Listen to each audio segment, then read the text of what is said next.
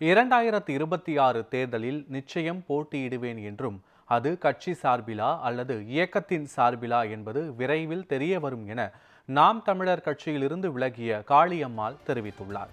புதுச்சேரியில் செய்தியாளர்களை சந்தித்த காளியம்மாள் மக்கள் பிரச்சினைகளை பற்றி கவலைப்படாத ஒரு ஆட்சி தமிழகத்தில் நடைபெற்று வருவதாக வருத்தம் தெரிவித்தார்.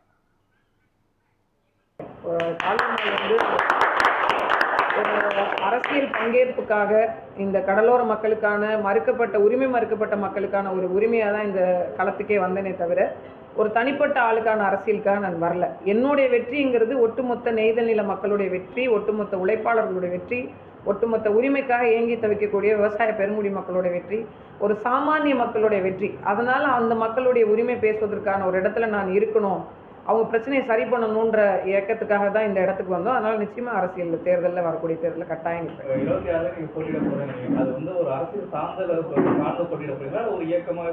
இப்போ அரசியல் சார்ந்தாக இருந்தாலும் சரி, இயக்கமாக இருந்தாலும் சரி, நம்ம என்ன வேலை செய்ய போறோன்றது தானே முக்கியம்.